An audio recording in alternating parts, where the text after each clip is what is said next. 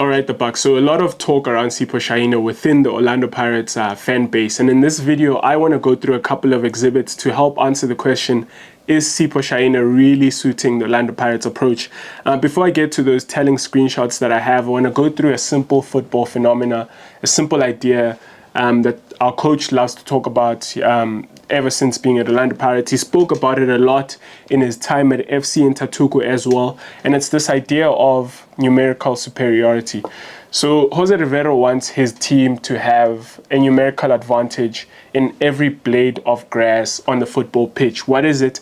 It's this idea that a team has an advantage or gains an advantage over its opposition by having more players than them in a particular situation or space on the pitch to be able to pass the ball with ease around them. So you might ask, what does Sipho Chaine have to do with this? Well, everything.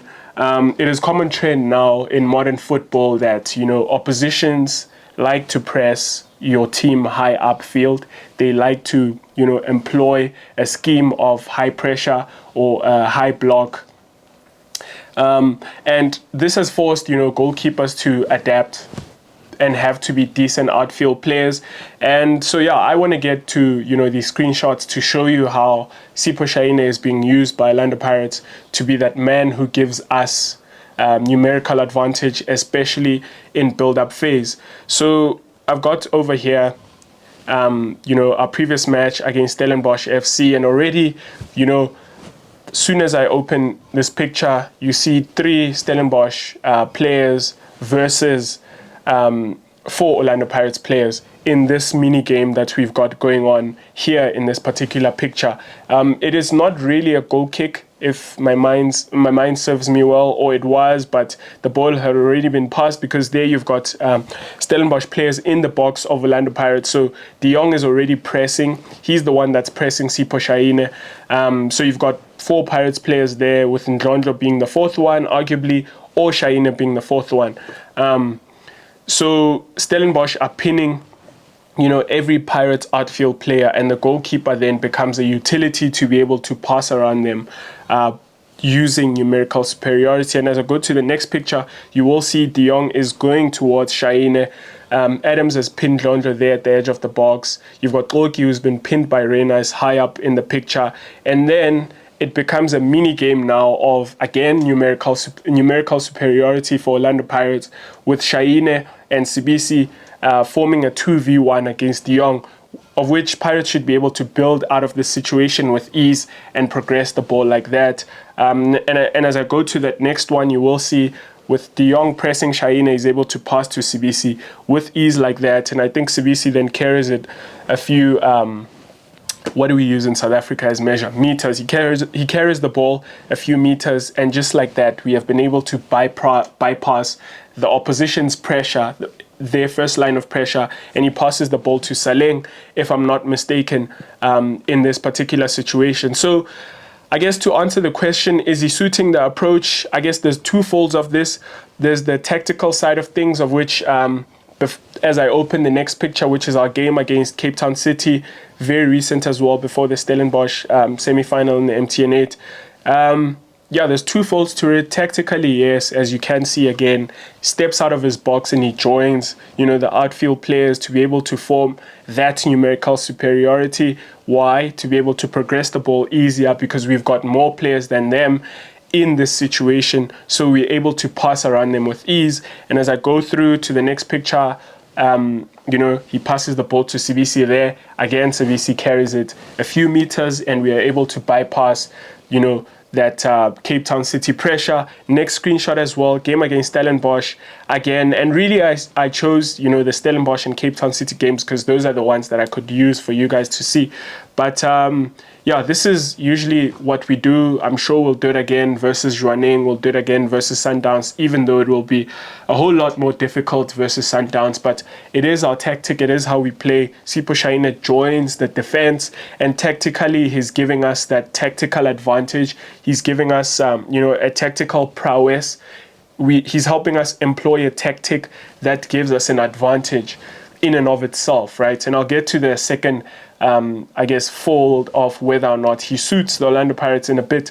But he joins in with the outfield players, and in this picture, it is a 10v11, which means there's a free man somewhere for Orlando Pirates. And that's the point of, numerical superiority, is that, or the goalkeeper joining in and becoming an outfield player, is that it forces the situation to be well, not forces, but it makes the situation an 11v10, which means that we've got a free man somewhere, and we can use as a weapon to, attack the Stellenbosch side, or any other side for that matter, that we play against. And so he joins, the outfield players, and he becomes that 11th man. And I think tactically, yes, he's suiting the Pirates' approach. He's seeming to understand what the coach wants to do, and he's doing it to aplomb in the sense of coming out of his box or staying in his box, just becoming that extra man, receiving positionally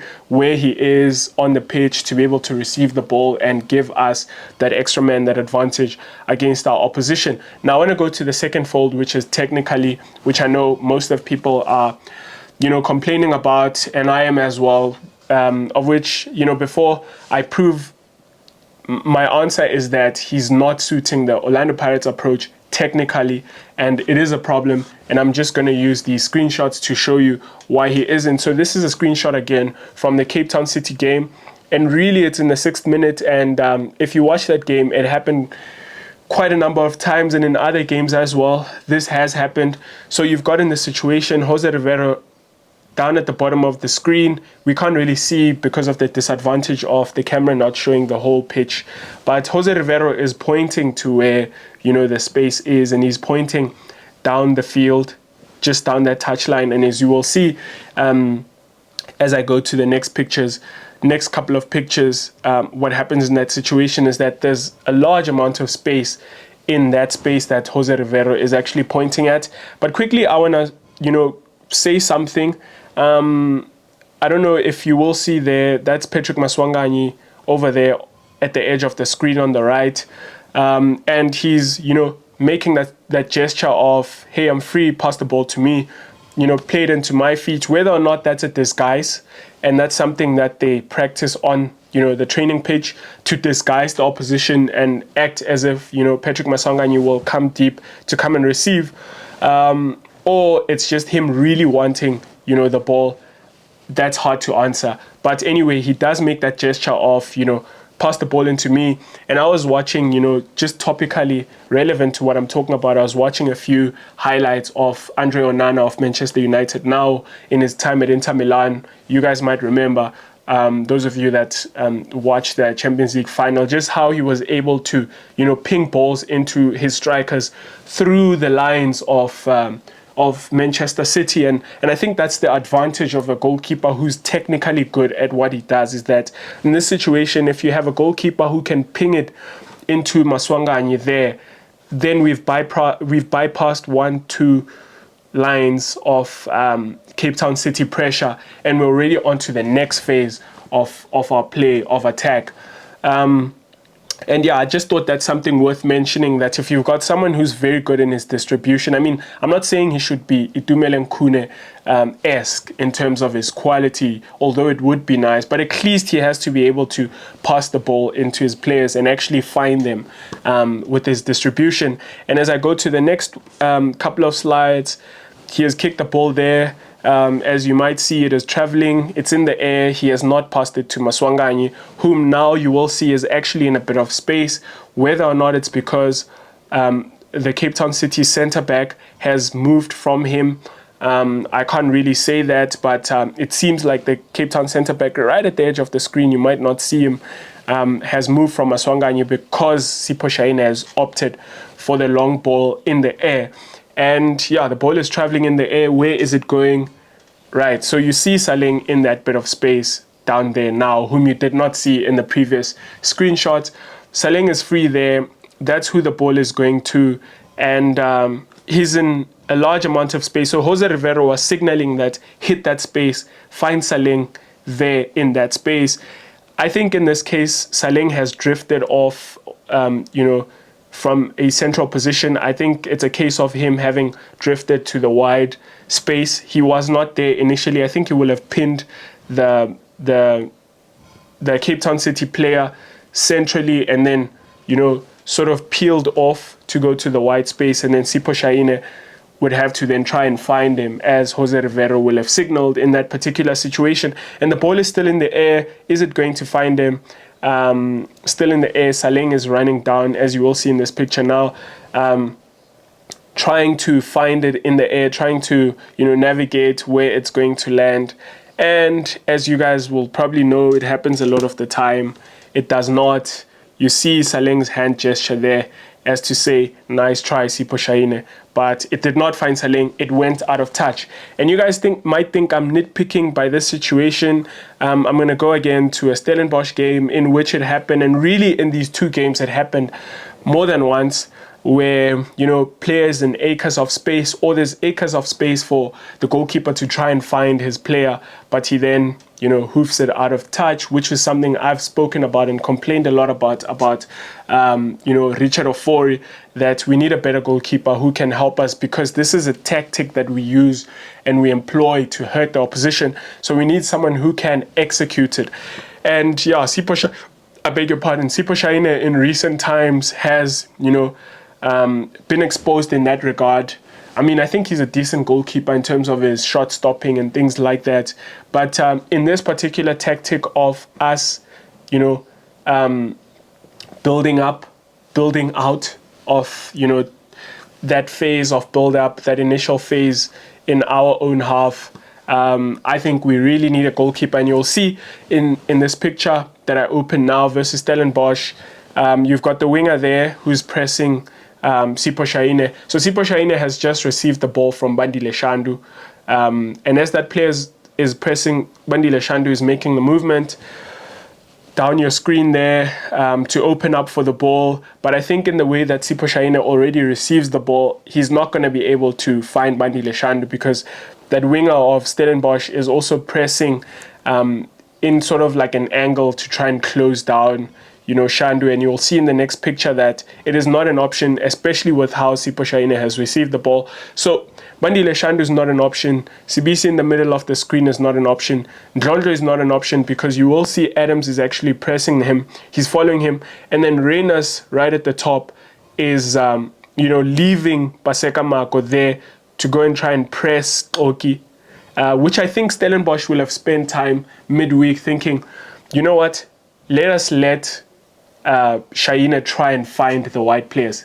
Let us force him to playing the long pass rather than playing the short, simple pass, because he's very good, and he's, well, not very good, but he's decent at playing the short pass. He usually finds his teammates, Chaine, in the short pass. But I think Stellenbosch will have planned it and said, you know what, in this kind of situation, go and press, go and close down the short passing option, force him to try and find that long pass into the wide area. Let's see, let's test him, let's see if we can find him. And they will have watched footage and seen that that's something that he's not good at.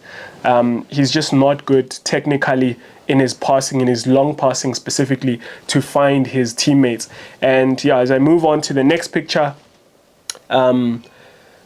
there you guys might argue that he's under pressure to try and make that pass, but I think really he's got time to try and, you know, lift that ball, to lob it, to find Paseka Mako. Now, as you will see in this particular picture, Paseka Mako is free, and there's really a large amount of space for Chaine to try and find him there. And will he find him? Yeah, you might not see from this picture, but the ball has gone out of touch again in this picture, and you'll see Mako now in this final picture looking at the ball that has gone out. So you guys, I'll leave it to you for you guys to you know, to decide whether or not he's suiting our approach.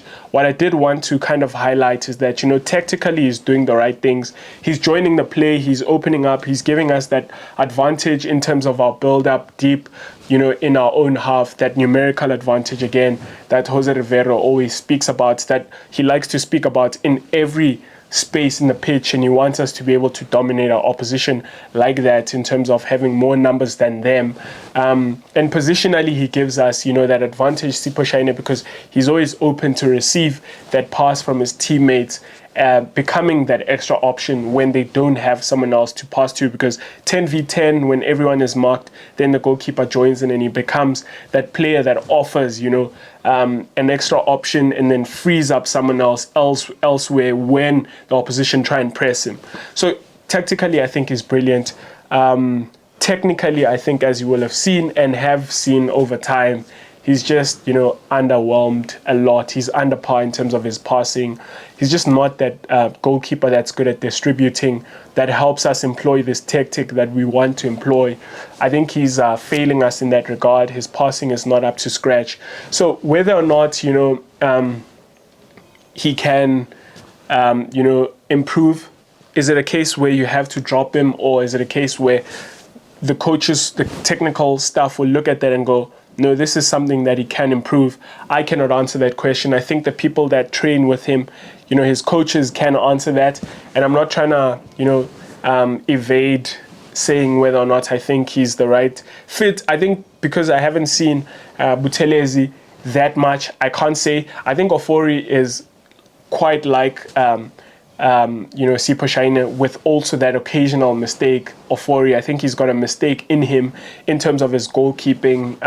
We've seen quite how we've conceded silly goals with Ofori. I think he's a great guy, a good goalkeeper, very commanding one, and a great leader, being the vice captain at the club. But I think he's got a mistake in him, and his passing is just not great if Jose Rivero wants to use this strategy, this approach of play. Now, Sipho Chaine, I think he's kind of going into that bracket of Ofori and not being able to play out of the back, which hurts us a lot in this tactic. Is, Melusi Buthelezi that goalkeeper? We are yet to see. We'll see what the coach decides, as time goes. With this happening more and more, where Chaine can't find his teammates with his passing, I think it's going to be up to the coaches. What I just did want to come and show on this platform is that he's just not working in that regard of passing his own players. And what do you guys think? Do you guys think he should be dropped? I can't say, because I don't know what we have. The transfer window is closed, so there's nothing we can really do about it in terms of bringing in someone who's good. So we've got to compare him to the goalkeepers that are at the club. I think he's much better than Ofori, in all frankness, especially in the stuff about, building out from the back. I think Ofori just doesn't do that at all in what I've seen. I think with Ofori, you also get someone who's very risk averse. I don't know if that's the right term, but he doesn't risk at all. So someone will be open for Ofori to try and pass. He will not try to pass someone at all. He'll try and go for that long goal kick, that classical hoof it into your striker and have him compete for it in the air. He will not try and find his teammates Ofori in what I've seen. So I think I prefer Chaine in that regard, that he risks it. He tries to carry out the plan. It's just that his feet are failing him, especially in the long passing. Buthelezi, I can't say until I've seen much of him. So I'll leave it here, guys. Please interact in the comment section. Say what you guys think. I'm always eager to hear what you guys think. Thank you for watching. Up the Mighty Bucks. Cheers. Listen, hit that subscribe button. Do it right now.